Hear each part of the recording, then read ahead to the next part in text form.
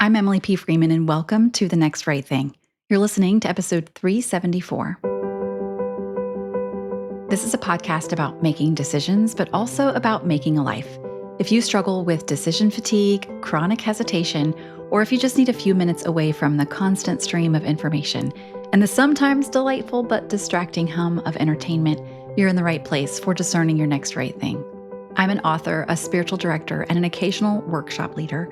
I live in North Carolina with my family, and through my work, I've helped thousands of spiritually thoughtful people overcome decision fatigue so that they can discern their next right thing in faith, work, and life.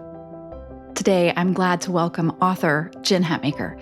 From the power of her written word across 14 books, including 4 New York Times bestsellers, to speaking on stages, leading her own courses and book club communities, and interviewing countless visionaries on her award-winning For the Love podcast, Jen has an undeniable gift for reaching the hearts and minds of her community. It's an honor to host her today to have a conversation about what will be one of my favorite books of the year, her deeply personal memoir, Awake. Listen in. Jen, welcome to The Next Right Thing. I'm so happy to see you. You look amazing. I Love I you as mean, always. we've done some things. We've Yeah, had some conversations in the yeah, past. That's a thing that's happened. that's right. One thing we have not done is I know I'm not going to be the first person to tell you this, nor will I be the last. Okay. Uh, but I'm glad for the chance to tell you now because Oh, your episode with your daughter Sydney, hmm. back when you shared her story of coming out to you in the summer of 2020, I think that episode released 6 days after my own 16-year-old came out to Hmm. me. We told no one. Yeah. We had no answers, and your episode that day Hmm. saved my life. My It saved gosh, my life, and a million things save how a million things save our lives I do. in these times. But that day it was you, and so I'm Hmm. so grateful to be able to say to you now with my face and my out loud voice, thank you. Thank you for telling me that. That I have goosebumps. I have goosebumps. I tell Sydney this regularly. Um, I I'll never ever be able to get to the bottom of how many people have said some version of what you just said to me about that episode, and that was her deal. That was her deal. I just queued her up and gave her a space to tell her own story. And so I'm just so delighted that even from afar, we could just kind of walk alongside of you during that week. Yeah. And of course I knew that. And now just watching you and your family thrive is such a joy. I'm proud of you, and I'm just proud of the way that you wrestled with that, in a public facing way, because that's what we've chosen, I guess, for our lives. Um, but our kids didn't choose that. Right. And so you threaded that needle with so much like love and grace and dignity. And it was really wonderful to watch. Well, thank you, and I'm grateful to our kiddos for being brave enough to be like, Totally. "Yeah, mom, you can talk about my personal life in Can you public." imagine? Because would I ever have done that? No. And Yeah. would I have done that at that age? Probably not. Right. Right. Probably would not Same. have been Same. my choice, but I'm so grateful because, like you, now, um, I hear from moms all the time, Yeah. and grandmoms and aunties and That's right. dads and pastors and kiddos. I hear Yep. from them all the time. Yep. And so that's why it reminds me of how deeply important story is and That's right. proximity, Mm. and it matters deeply. And so I'm just grateful to have just kind of from afar friends from a distance who you can kind of Mm. link arms with and be like, I see you there. Thank you for seeing Totally. me. Totally, totally, totally. Thank you for telling me that. Well, 2020 was devastating for all the reasons we know, but for you, it was devastating for a lot of reasons that we didn't know until Mhm. now. Yeah. So, just in general, what Jen Hatmaker is important for us to know Mm. in order to understand who you are and where you come from? Um, in terms of that particular chapter of the story, and being located in 2020, may it burn. May it burn in all our hells, is I think how I've put it before. In addition to sort of the communal collapse that we were all experiencing together. And um, I like very abruptly, not like a slow process, but overnight, I lost my marriage that July. So we were at the very front edge of the pandemic still, and it's just sorting it all out. And so I've been married for 26 years, and to a pastor, and we did pastor life. We were in full-time church work our whole adult lives. And I say adult tongue in cheek because I got married when I was 19. So yikes. Absolute yikes. Um, and so thus began um, a part of my story I did not want, I did not ask for, I certainly did not see coming. Um, and so I've spent the last 5 years to almost to the day, um, reckoning, to be honest, because there had to be a reckoning for me because awake is the small story is the loss of my marriage, but it is nestled inside the big story in which I said, what are the bricks that built a house that crumbled when I was assured that those bricks were solid, right? Yeah. And so the big story is really what built it. And so on a closer examination of really light topics like religious trauma and sexual shame and purity culture and patriarchy and gender limitations and body shame, upon a closer look, maybe it wasn't quite so shocking that the house fell down. And so that's the big story, which a lot of us share. The small story has a lot of movement to it, but the big story is something that I think most women are going to go same. When did you first know, "Oh, I'm gonna have to write this book"? Like, I'm just so curious at what Mm, point in you did it just sort of come to mm. that place where it rose up to the point of it must be written, and I'm going to be honest, maybe more honest than I thought I could be. Yeah, certainly not at the beginning. I mean, to this day, right this second, while I'm talking to you, Emily, I have never even said out loud on any platform in any place that my husband had like a terrible affair. So for the longest time, I'm like, this, I just didn't know how I was going to recover. So for a while, there was just such a messy period of grief and shock and humiliation and then just sorrow. I mean, I don't know how else to put it. And we have 5 kids, and so shouldering their grief and mine and the disruption of all my systems, all my groups, all my everything. It would have never occurred to me that this was going to be a story, first of all, that I could even really weather, much less write about. Yeah. That came a lot later. But to my shock, I mean, really, and I mean that, even though women's emotional health is my life work, even then, for somebody like me whose content is located in this zip code, I did not know the amount of life that I was going to recover. I did not know that I was going to end up better than before. I did not know that this was going to be a gateway to the iteration of me that I had never even known was possible. I just didn't know any of that yet. I just thought, well, everything is ruined.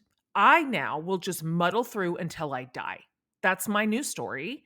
I will I will do my best, but it'll just be a very fractured version of what I ever was. And that's the best I can hope for. I did not yet know.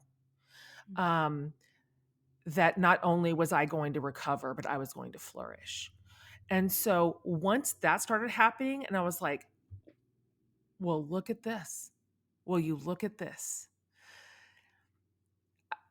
I got on the north side of that and went, this might be worth talking about. Um, but I knew I had to be far enough removed from the white hot center of that flame to write with it, not just any degree of integrity, but also self-awareness. You write a trauma or a betrayal too soon, and it is just tinged with anger and bitterness and even a lack of self-awareness because you're not far enough away. The pain Yeah. is too acute. So I got far enough away from that where I felt like I was able to look at the story with clear eyes, including my contribution, my part, my patterns, my behaviors, my limiting beliefs. And that's really the story I tell. It's mine. It's I don't spend a ton of time in other people's choices. I spend it mostly Yeah. in my own. So, You speaking of threading a needle, I mean, you do that really beautifully. mm, Uh, and it feels like it's been longer. Reading it, I know for you it's different, but as just a regular old person reading your mm, book, I, it felt like you had a perspective that has been more than 5 years ago. Like, it mm, almost reads as though you're looking at this from 100,000 feet up mm, in a way that was that what made it so it's so weird how writing your specific story makes it the more specific in a way that you are about your own experience, the more that's right. broadly it's going to apply to everyone. And so I just Right. found an ability to relate to a lot of, like you talked about, the bricks that built the house. Yeah, That, it almost is surprising that maybe in some ways that something hadn't happened sooner to cause it totally. to crumble in many ways when you look at how this was built. I want to talk a little bit about fear, Jen, because you write about your experience of fear, um, growing up. For example, you talked about how your mom was an under responder. My That's mom right. growing up was an over responder, so I don't know Got it. what was happening in your house. That's right. But I have a feeling you were allowed to, like, check the mail without supervision. I feel like that was probably allowed, that you were, like, Jeez. that was a thing. But, Sure. like, so fear showed up differently, Mm, earlier, sooner for some of us. But I grew up thinking I need to be afraid of everything. And from your mm, story, it sounds as though you grew up thinking you didn't have to be afraid of anything.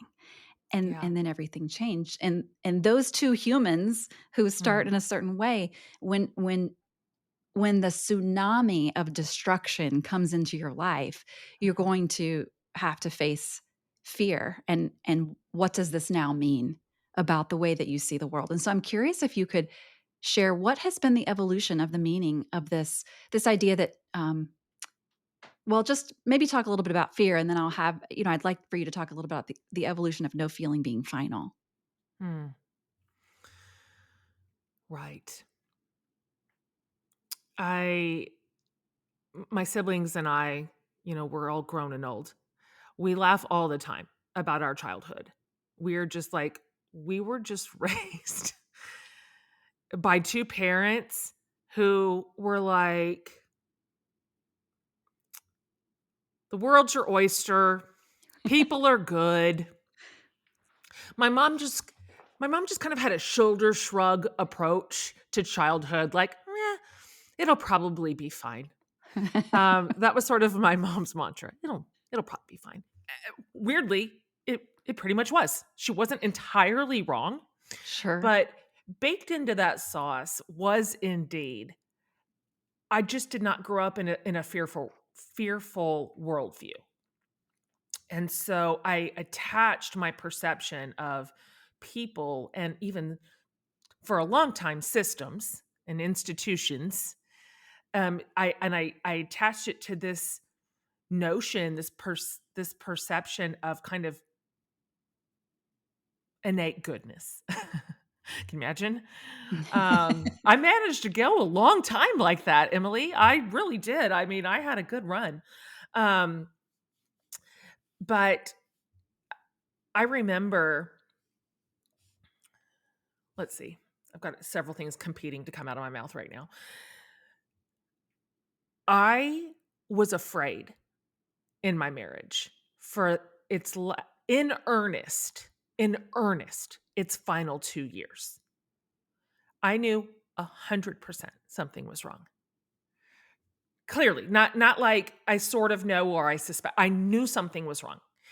And I was really afraid of what it meant. I was afraid of what was wrong. I was afraid I didn't know how to solve it or fix it. Right on both counts.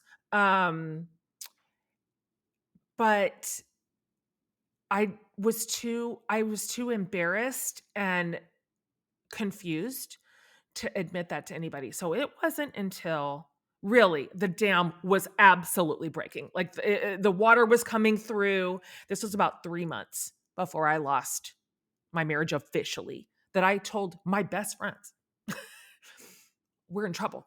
We are in Mm. trouble. And I remember one of my friends looking at me going, Jen, he's having an affair. I'm like, there's no way.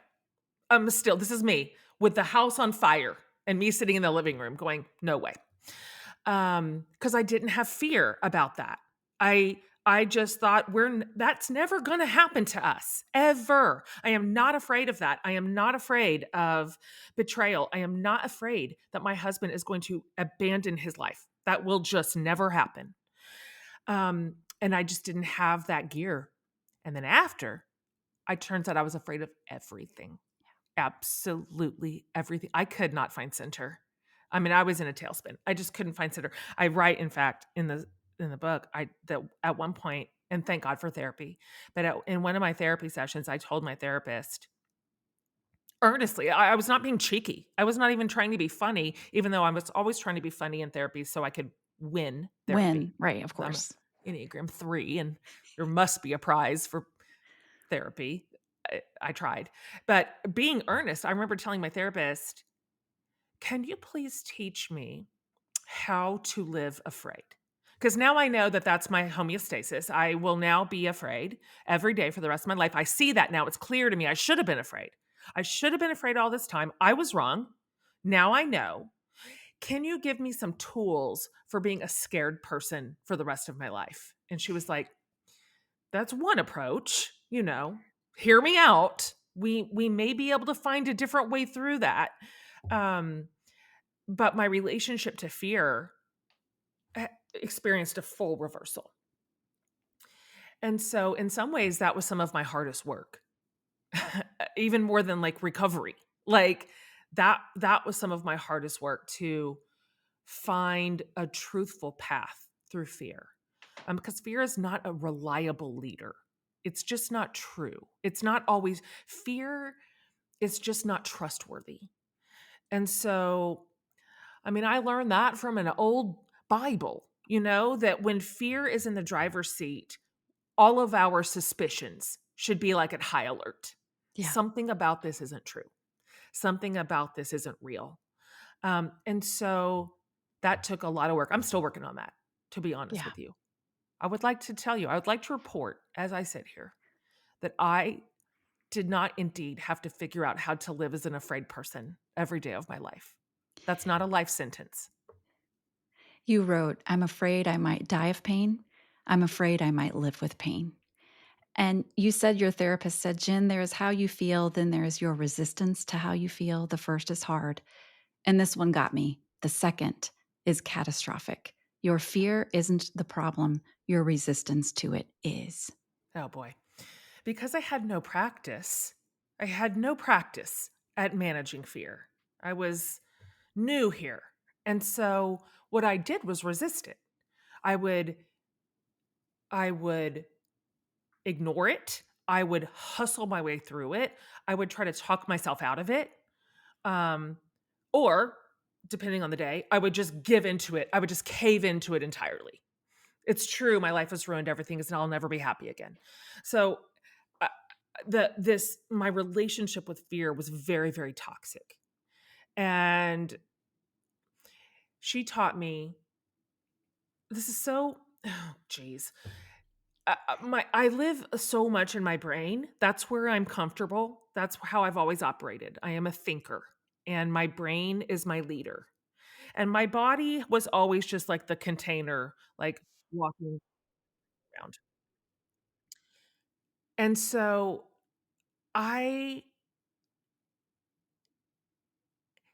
she had to teach me how to get into my body to manage fear. Well, that was Yeah. new information. That's not a thing I'd ever done. Nobody ever taught me about embodiment or that my body was a trustworthy leader or that my body was a guide. I didn't even know about that. So she's the one who said, "All right, let's try this. When a fear comes, and it's okay, it's just what it is. It's just a thing that you're worried about or thinking about or guessing about. And why don't you just get real still? Why don't you go in a real calm place? Go outside if that makes sense. Put your little face to the sun." And then she's like telling me all these dumb things like, it's just like relax your shoulders. Like, relax your forehead, check and see. And always my forehead is like crunched. I'm like, my shoulders are up here. I mean, I am as tight as a body could get. She's like, why don't you check your eyelids? Why don't you check your jaw? Why don't you just kind of open your hands? Let's just sit there like in this gentle posture of release and relaxation.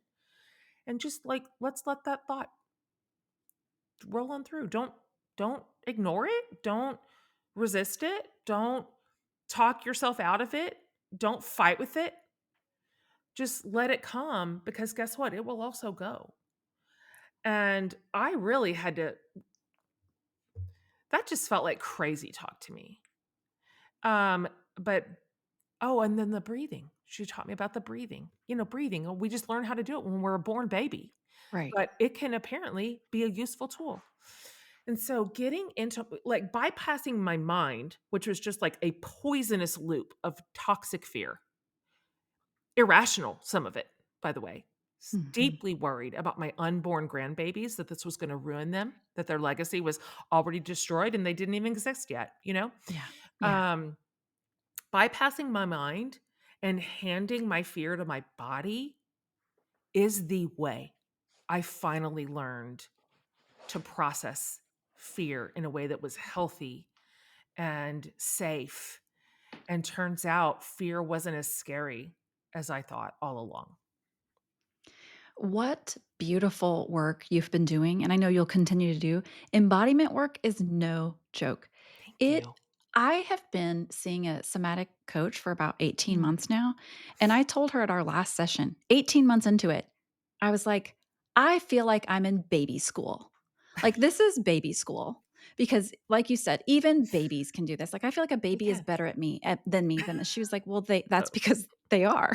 that's That's right. actually you are in They baby school. You're they relearning how to be a that's right. body.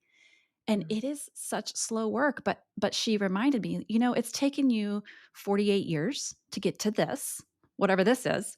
So, your nervous system, it's not going to it's a slow work. And so your invitation even to just like walk out in the God-given sunlight and face your body toward like these small things were like, yeah, yeah, yeah.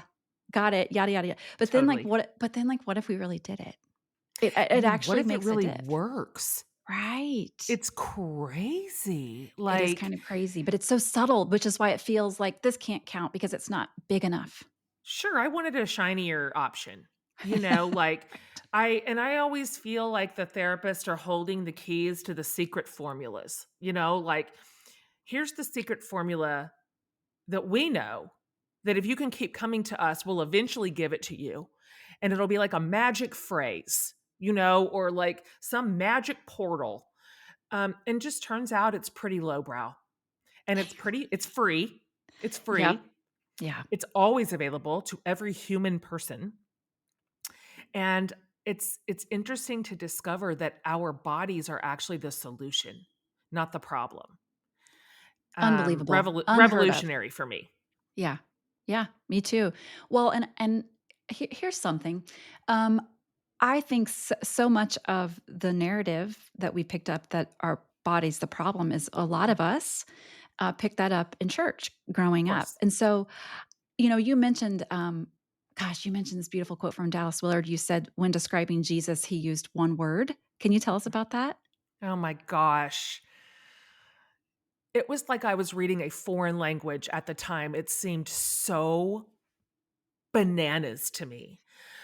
Because I grew up, like a lot of people did, in a really traditional and sort of rigid religious space, very rules based, very fear oriented, a lot of the currency to give and take to keep everybody in line was belonging. Do the right thing, you get to stay. Do the wrong thing, you're out. That's a major deterrent. Um, and certainly, like, I just my feelings about God were fear and shame.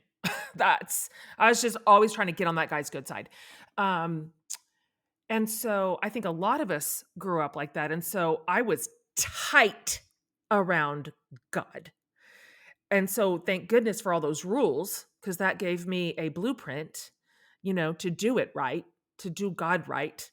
And but when those were all unraveling and everything was unraveling, I just could not sort it all out.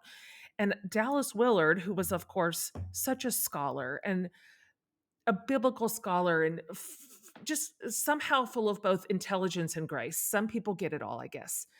And I remember reading an article where somebody asked him, if you had to describe Jesus with just one word, like what would you say?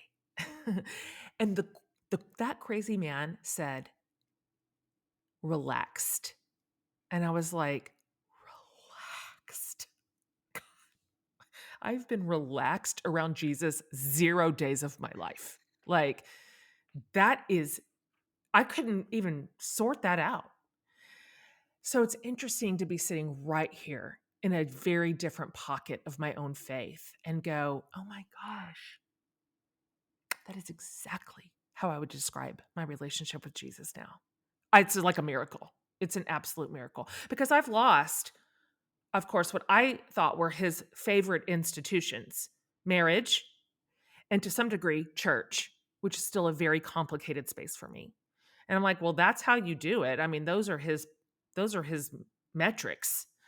And so to kind of be on the outside of both of those institutions and still absolutely experience his presence, his favor, his affection, his comfort, I'm like, oh my gosh, maybe he didn't really want me to be that tight all the time. Maybe that was my idea. Maybe that was our collective, like, human idea about God and about church. But I'll tell you that I prefer relaxed. And I think Dallas Willard was right. And so that is a bit of my North Star on Mm, faith. When I mhm. am tempted or it is suggested to me that I go a little tighter, I have, colored outside the lines there in ways that people don't love. And you understand this too, because you have also. And that's where that belonging piece comes and goes. It's a pretty serious bargaining chip, Yeah. but relaxed. Love it. You wrote outside the structures. I've discovered Jesus is way less fragile than I was told. He isn't rattled by geography or denomination or the F word. He's not easily bruised. He doesn't scare. He isn't American or Baptist or Catholic or Republican. He's not mad or mean. For you to say Jesus isn't rattled by the F word, let me tell What you are we what. doing here? Somebody let me write that. Right. Also, I love that you wrote the F word. Yeah, I did. Like, it's just the F word. That is how F yeah, dash word. That's that how is how she I said said it. it. Some That's right. things just won't die. But no, I it that idea of Jesus just walking Yeah, around, he only had 33 years that's on the right. actual earth as a Yeah. person.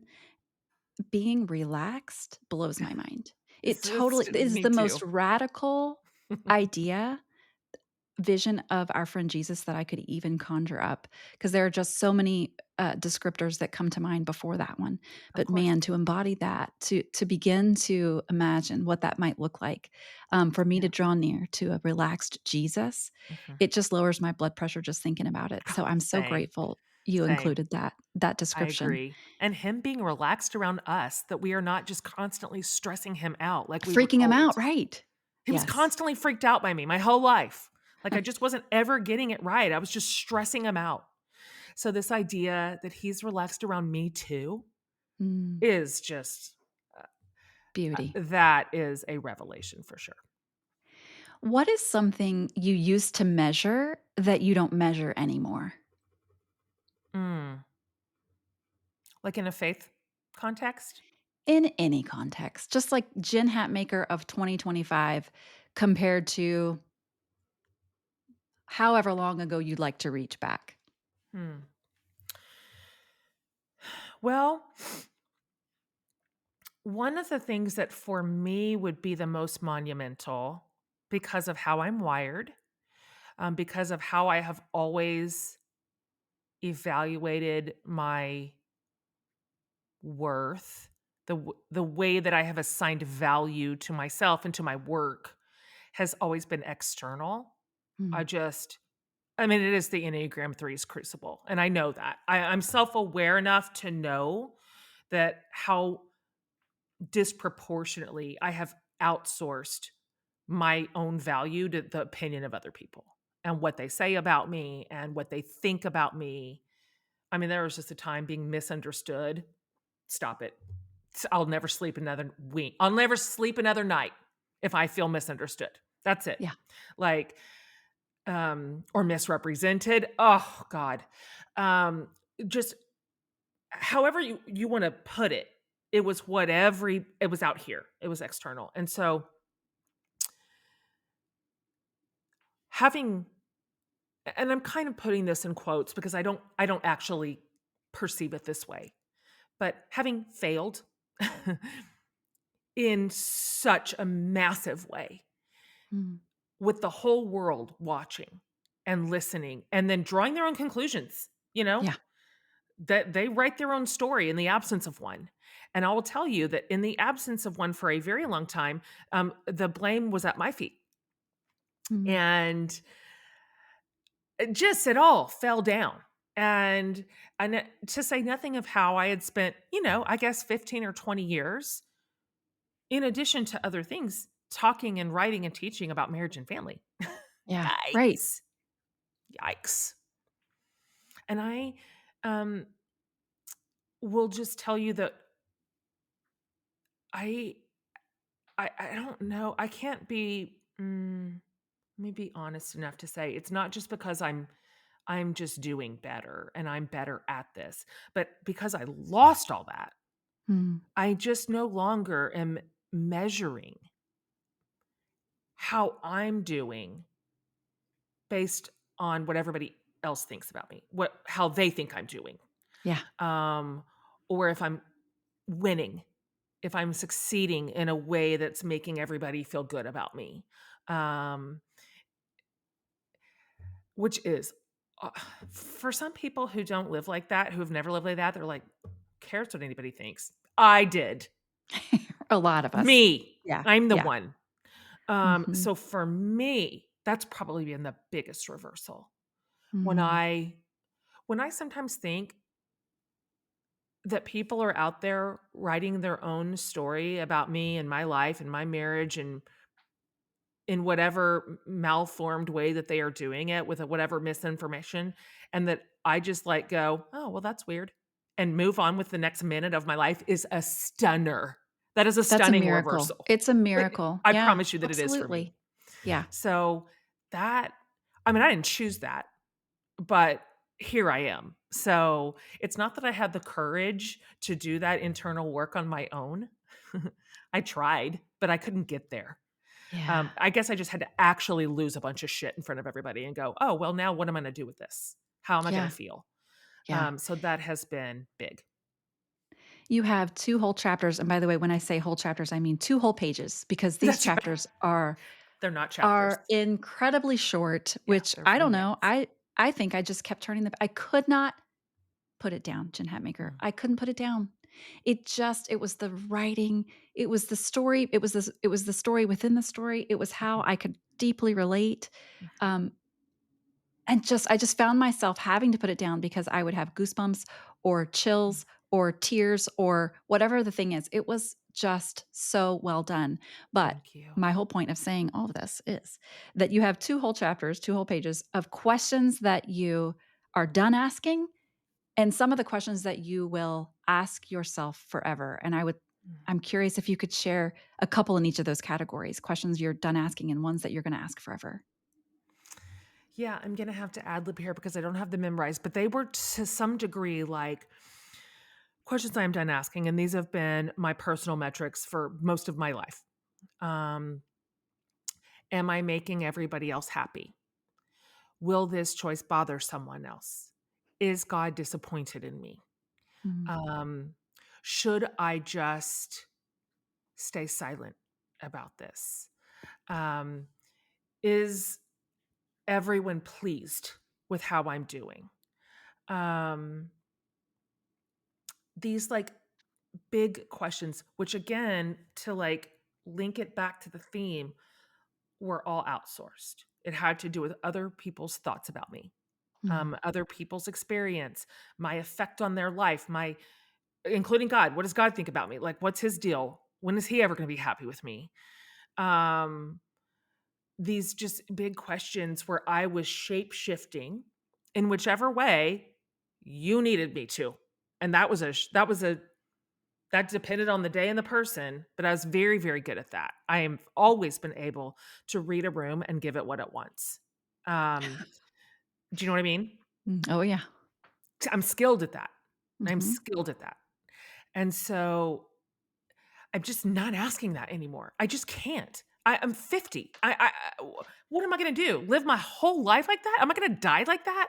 I've just decided I am not doing that anymore. And so I'm asking new questions like, what do I love? What do I need? Ugh, golly. The I'll tell you worst. that we were never handed that option. What do I want? We were not handed that Mhm. one either, by the way. Women are not supposed to want. Um, how can I love well? And not love transactionally. How can I love well? Like, what does love look like? Like bubbling up out of my heart. Mm. Um, what does God say about me? Instead of what is God pleased with me? That I'm asking it's a subtle shift, but for me, it's Yeah. everything. Yeah. What does he say about me? Because that's true. Um, it's just a completely different way of living in the world. And I feel so aware that I am literally at the starting line of the second half of my life. Mm. I just know I know it. I know it experientially because I am my age.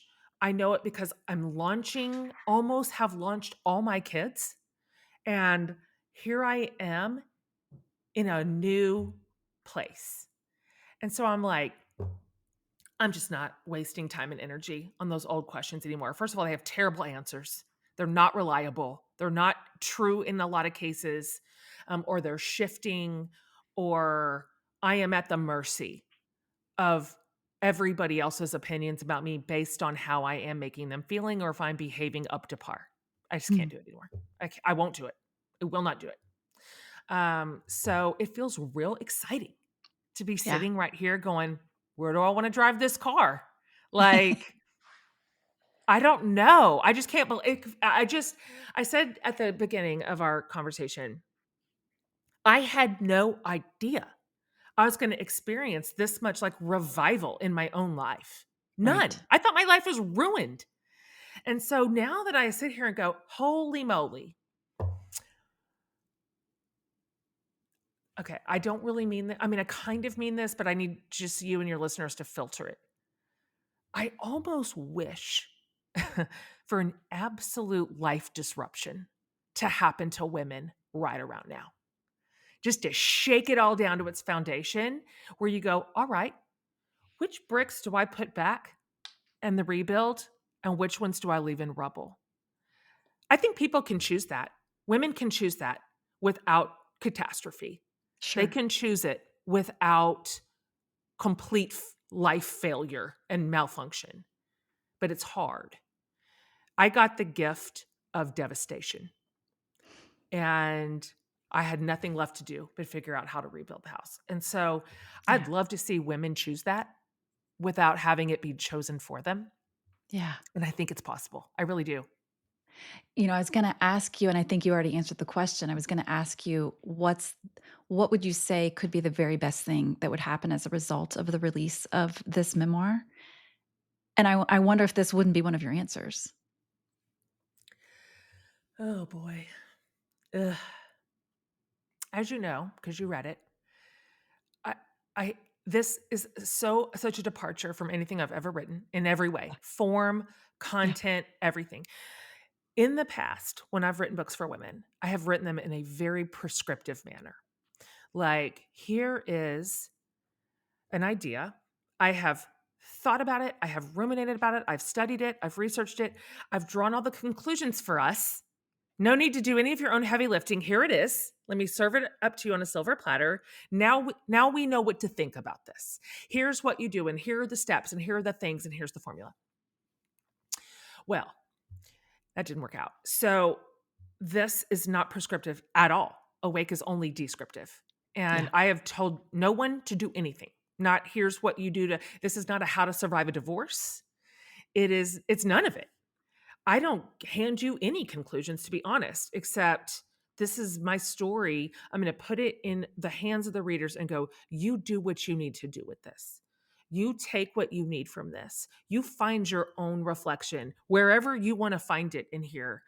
And so that piece to me just feels it's weird because I've taken all the pressure off. Before, when I handed everybody the conclusions, I'm like, God, I hope they sign on because I did all this Yeah. work for us, all this Right. thinking for us. I I hope nobody disagrees with it. Sheesh. Um, but now because I haven't done that, I'm like, it's like I'm a kid on Christmas Eve going, what's what's it going to mean to people? What are they going to Mhm. do with it? How is it Yeah. going to matter to them? I have no idea. I have Yeah. no It's idea. like it's like baby school, It's baby school. I can't wait. I right? can't wait, and I don't feel responsible for leading anybody around by the nose Mhm. or bringing the horse all the way to water and hope they drink. I'm Mhm. it's not my responsibility. Yeah. It's yours life, and it's your story, and so I have this, fearlessness around it and this lack of what's the word? I'm not committed to outcomes. Yeah. I'm because I don't know.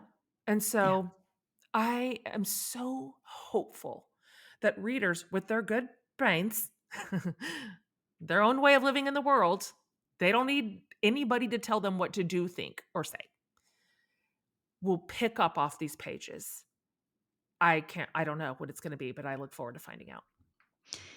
Final question before you Okay. read us out, and that Mm. is quite simply, my dear Jen, what is your next right thing? Oh my gosh.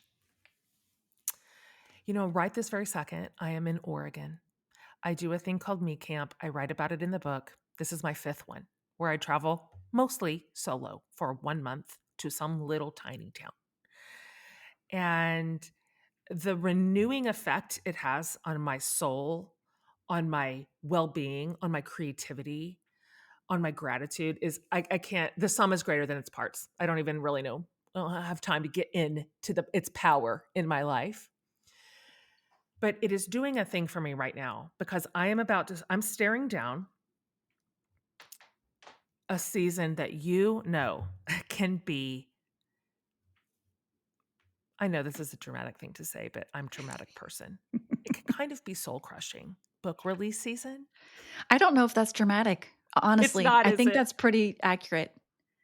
How do we Yeah. survive it? I'll never know. Why do we keep It's doing it, really? I That's the know. real question. You understand this. It's so high octane. It is well for me, and I'm probably for pressure. You just every so many people have put their little hands into this little project and you want it to do well for everyone. Yeah. Feedback, it just there's no end of it. To say nothing of like the schedule, which can be pretty grueling. That's next. That's my next thing. Yeah. So my next right thing inside of that, which is what Me Camp is doing for me right now, is it is everything in my central nervous system is calming so down. Yeah. I just texted Tyler this yesterday. I'm like, I feel quiet, because he was asking me about the impending gauntlet. Yeah. It's a 2-month sprint. Hmm. I'm like, I feel so quiet. I feel so calm. I'm not afraid. I don't feel my normal um, sense of needing to perform immaculately. I just, I really feel like I have open hands toward it. So my next right thing is to protect that sense of internal safety, and to let it be what it's going to be. I'll do my best. I'll work hard. We always do. We all do. But without like gripping it to damn death and being afraid all the time and controlling all the narratives, don't feel it. So my job is to keep this peaceful Oregon heart for the next 3 months, while this little book finds its way out into the world. Well, I'm I going would to do my love it. best. I would love it if you would just read a little paragraph from this beautiful story that you told the whole truth in. And the chapter's called The Most Me. Yes. Dear one, keep doing the work, whatever that means for you. Recovery, healing, trauma work, self-honesty, relational repair, full ownership, sobriety, grief, necessary endings. Keep slogging. Keep moving forward by the half inch. Hang on to the promise of your whole, full life and get there. We cannot fast forward or short circuit this.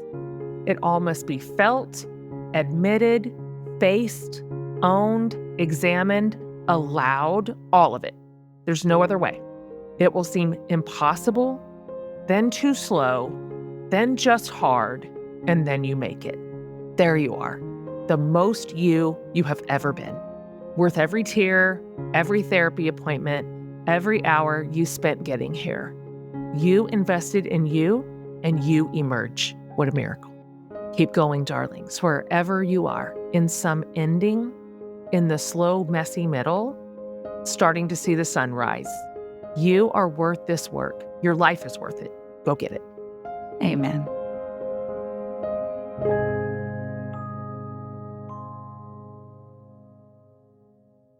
Thanks for listening to episode 374 of The Next Right Thing. I hope this simple practice of telling the truth can be just one more rung on the trellis upon which your rhythm of life can continue to grow. Because while it's true, this is a podcast about making decisions, it's also about making a life. You can find Jen online at jenhatmaker.com or on Instagram at jenhatmaker. And of course, you can find her beautiful new book, Awake, wherever books are sold. As always, you can find me online at Emily P. Freeman and on Instagram at Emily P. Freeman. A huge thanks, as always, to the team at Unmutable who edits our sound and to Ashley Sherlock who keeps us organized. In closing, a few final words from Jen Hatmaker's Awake. I'm learning to let a scary thought ride its own wave without trying to deny it. I just let it live in my scared little mind while breathing helps me endure it. I tell myself, it's okay that you feel scared about this. It's a normal way to feel. You're not doing something wrong. Relax your forehead. Check if your hands are clenched. Lo and behold, the thought finds its end, and I don't die from it. It doesn't make sense, but facing a fear, letting it be what it is, letting myself feel how I feel while intentionally staying calm and keeping my body soft is better than resisting.